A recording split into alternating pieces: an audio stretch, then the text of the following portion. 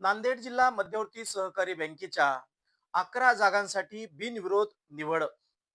बिनविरोध निवडीमध्ये पहिल्यांदाच 4 महिलांचा सहभाग. नमस्कार, मी दिगंबर शिंदे डिगा पाटील, संपादक एक वृत्त न्यूज चॅनल, नांदेड.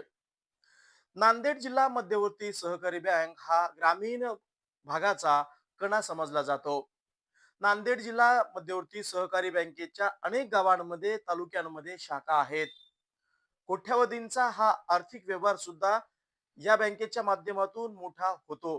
त्यामुळं नांदेड जिल्हा मध्यवर्ती सहकारी बँकेच्या माध्यमातून ग्रामीण भागाशी थेट संबंध असल्यामुळं या बँकेच्या निवडणुकीच्या संचालक पदासाठी मात्र मोठी रस्सीखेच आणि निवडणुकीच्या मध्ये मॅरेथॉन बैठका सुद्धा पाहायला मिळाला.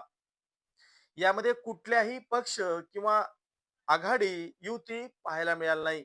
तर केवळ आणि केवळ मग तो विरोधक असो किंवा सत्ताधारी, आपल्याला त्या संचालक पदावरती विराजमान व्हायचंय, यासाठी मॅरेथॉन बैठकाच्या माध्यमातून अनेक बैठका झाल्या.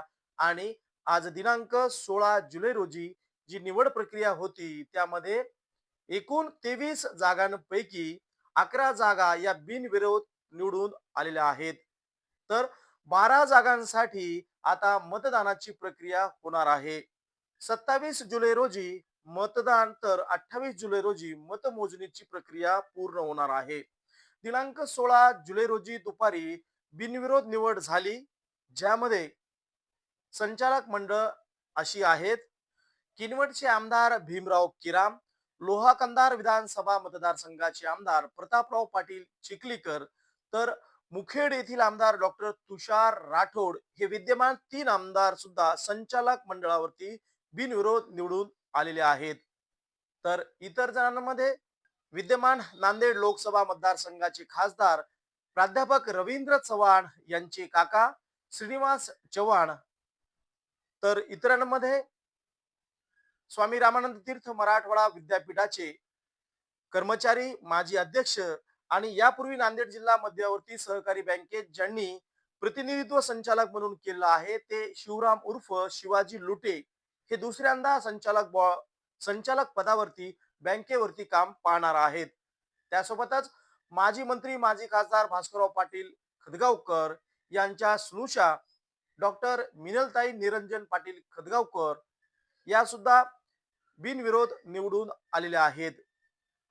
त्यासोबतच माजी आमदार हनुमंतराव पाटील बेटमोगरेकर यांच्या सुविद्य पत्नी सुशीलाबाई हनुमंतराव पाटील बेटमोगरेकर, त्यासोबतच आमदार प्रतापराव पाटील चिखलीकर यांची सुकन्या, माजी जिल्हा परिषदेच्या सदस्या, भारतीय जनता पार्टीच्या महिला आघाडीच्या प्रदेश उपाध्यक्षा, एक कणखर नेतृत्व प्रणती देवरे चिखलीकर, याही बिनविरोध आलेल्या आहेत. नायगाव विधानसभा मतदारसंघाचे आमदार राजेश पवार यांच्या सुविद्य पत्नी पूनमताई राजेश पवार या सुद्धा बिनविरोध संचालक मंडळावरती विजयी झालेल्या आहेत. शेतकरी नेते मारोतराव कवळे गुरुजी हे धर्माबाद येथून येतात, ते सुद्धा संचालक मंडळावरती बिनविरोध आलेले आहेत. उमरी नगर परिषदेचे उपनगराध्यक्ष, ज्यांना केडी म्हणून सुद्धा ते परिचित आहेत, ते सुद्धा बिनविरोध संचालक मंडळावरती निवडून आलेले आहेत. अशी ही 11 बिनविरोध आलेल्या संचालक मंडळांची नावे आहेत. तर त्या 27 जुलै रोजी इतर 12 जागांसाठी मतदान होणार आहे.